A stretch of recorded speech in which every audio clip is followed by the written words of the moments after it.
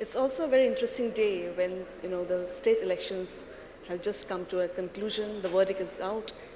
What is the mood generally?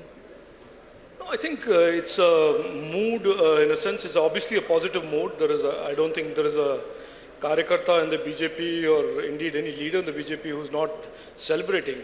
But more than us celebrating, I think people of Rajasthan, people of Chhattisgarh, who have been freed, in a sense, from the party that was in government there for several years, they are celebrating.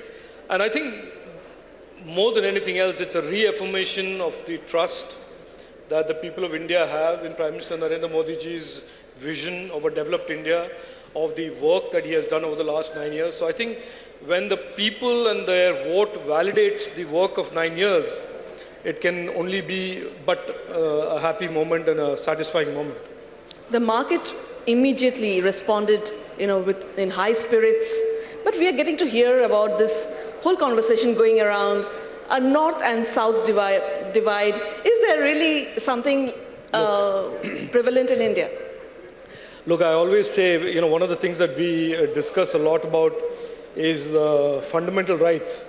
And I always say that while we have so many fundamental rights in our constitution, it is also a fundamental right to be a political dimwit. And I think, people in the Congress party who talk about north-south divide just don't understand how far away from that divisive politics the people of India have traveled, are traveling.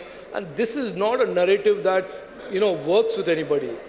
But this is the problem with dynasty parties. You exist in an echo chamber, and you try and pull out anything that divides people in the hope that you will succeed in your politics, and the people just certainly don't. This is one India, one Bharat. Whether you're a South Indian or a North Indian, all of us are traveling on the same direction of a developed India, a Viksit Bharat. And so any attempts by political parties, especially failed political ideologies, to divide Indians will end up failing, and it has failed before and will continue to fail. The united face of India has never been welcomed by the rest of the world before this. India is, portraying a very strong picture. In fact, there couldn't have been a better time to host an economic summit. The economy is growing it's on steady keel, and the numbers are phenomenal.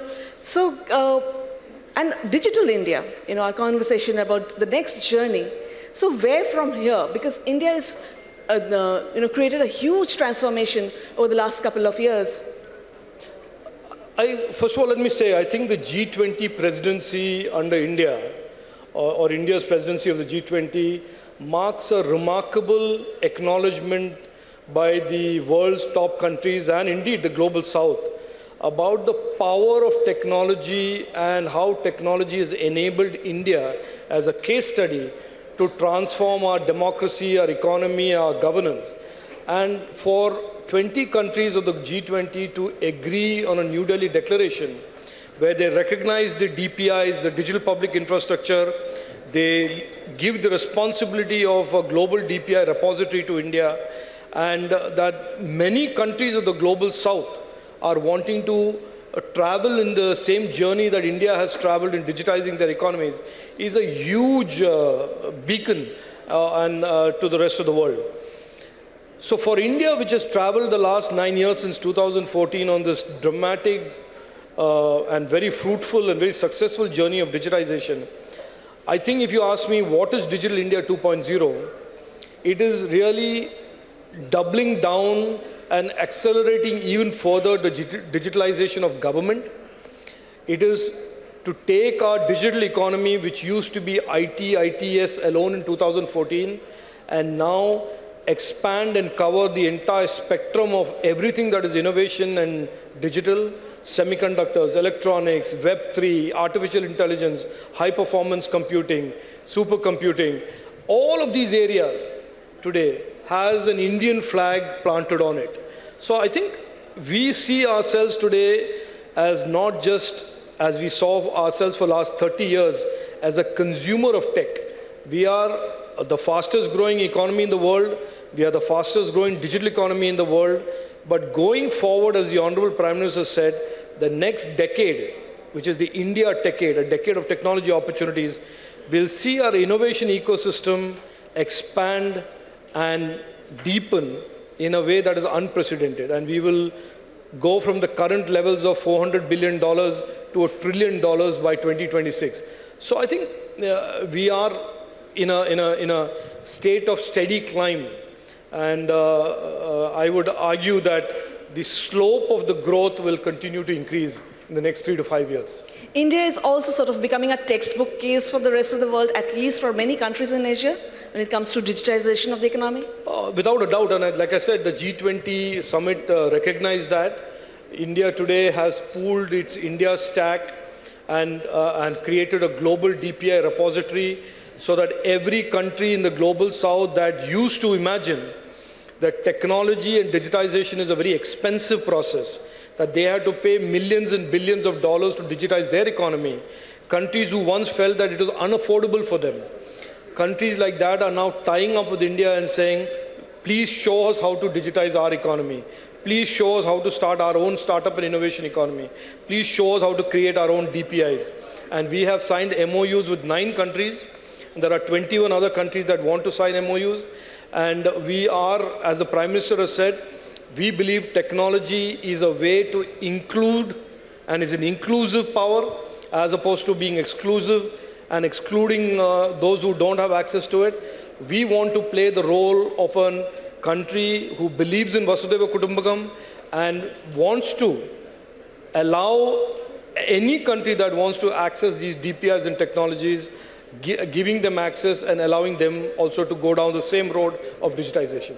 So from the Prime Minister's visit to the US and also recognizing the fact that semiconductors are the new fuel, we seem to have taken some concrete steps in, taking the edge out of China and Taiwan in semiconductor manufacturing. Yeah.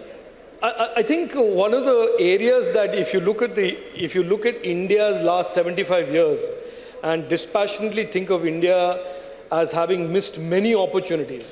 We were socialist for so many years, and one of the big ironies was the Americans tied up with China, an authoritarian country, an authoritarian ideology, imagining it was a free market, and ignored India for so many years, even though we were a free market, but pretending that we were socialist and a closed economy.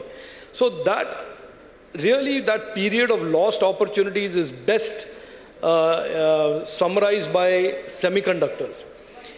I don't know how many of you are aware, but the original Fairchild Semiconductor wanted to set up their first packaging unit in India in 1960. Oh. And we said, no, it is elitist, it doesn't conform to our socialism. And it was brushed aside. And they went on to set it up in Penang, Malaysia. That became one of the biggest packaging hubs in Asia.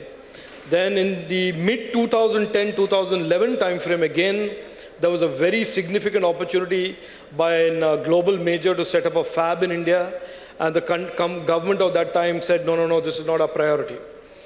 So semiconductors, which is now at the heart of this digitization that we see all around us, our story has been about inept policies, incompetent governments, and missed opportunities. In 2002 January, Prime Minister Narendra Modi ji gave us 76,000 crores to the India Semiconductor Mission. And I can tell you in the last 18 months, we have really progressed rapidly. We have a huge $3 billion plant of Micron coming up in Gujarat. There are over 40 design startups building next generation chips, designing the chips in India. We are setting up a semiconductor research center. We are creating 85,000 highly skilled doctorate, postdoctorate, masters and undergraduate VLSI professionals. So in the last 18-19 months, we have worked as if we are making up for the 75 years of lost opportunity. So I think it is safe to presume that in the coming decade, in the redrawn semiconductor value chains, India will be a very significant player.